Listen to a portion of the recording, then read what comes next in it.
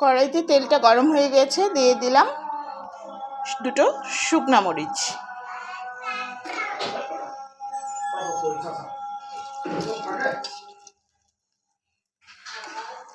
সাথে দিয়ে দিচ্ছি একটু থেতো করা রসুন। রসুনটা আমি একটু বেশি পরিমাণেই দিয়েছি। আজ আমি রান্না করব লাল শাক দিয়ে, সামান্য একটু আলু কুচি করে নিয়েছি, আর মাছ দিয়ে ঝোল।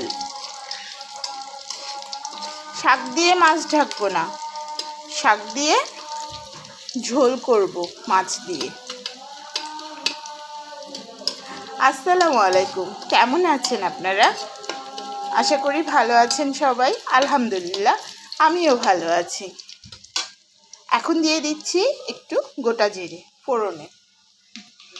এখানে ডাল মশলা দিলেও হতো বা পাঁচফোড়ন দিলেও হতো, কিন্তু আমি আজকে জিরা ফোড়ন দিলাম, যেহেতু মাছ দিব তাই। রসুনটাকে খুব ভালো করে একটু লাল লাল করে ভেজে নেব। সামান্য একটু পেঁয়াজ কুচি দিব।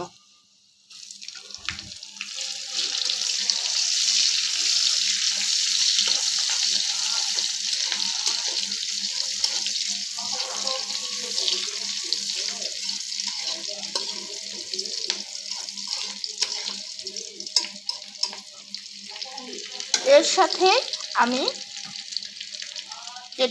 চিড়ে রাখা কাঁচামরিচগুলোও দিয়ে দিলাম। এরও একটা সুন্দর অ্যারোমা ছড়াবে।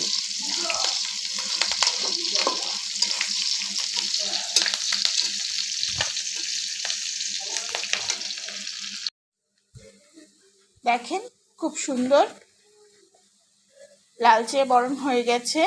এখন আমি এতে কুচি করে রাখা আলুগুলো দিয়ে দিচ্ছি।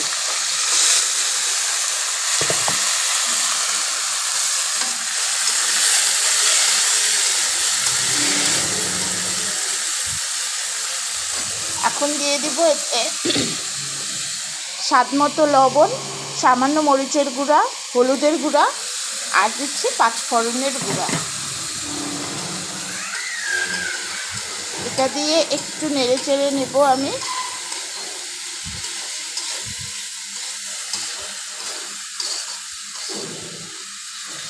আপনাদের হয়তো দেখতে একটু কষ্ট হচ্ছে, কারণ ক্যামেরাটা আমাকে এক হাতে ধরে কাজ করতে হচ্ছে। একটু কষ্ট করে দেখবেন আপনারা।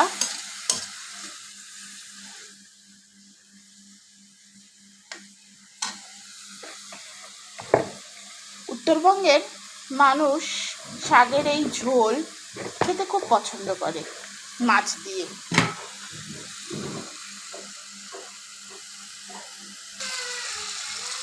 দেখেন আলুটা আমার বেশ সুন্দর হয়ে এসেছে, সুন্দর তেলও একটু ছেড়ে দিয়েছে। এই পর্যায়ে আমি এখন কুচনো লাল শাকগুলো দিয়ে দেব। শাকগুলো আমি একটু কুচি করে কেটে নিয়েছি।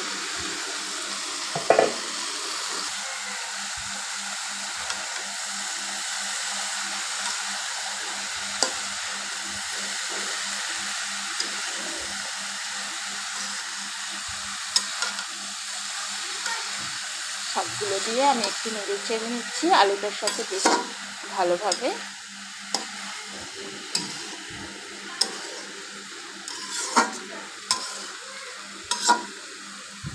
এখন আমি কিছুটা সময়ের জন্য এটাকে একটু ঢেকে দেব। আমি এখন ঢাকনাটা খুলে দেখে নিচ্ছি। এই দেখেন, একটু নেড়ে দিচ্ছি ভালোভাবে, কিছুটা আলু যাতে ভেঙে যায়।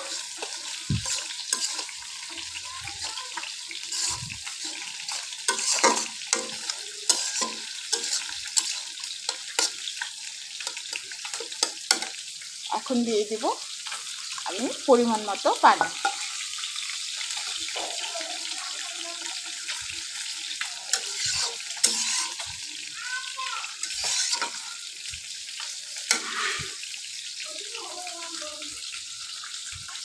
দেখেন এখন আমি এর সাথে ভেজে রাখা মাছগুলোকেও দিয়ে দিচ্ছি।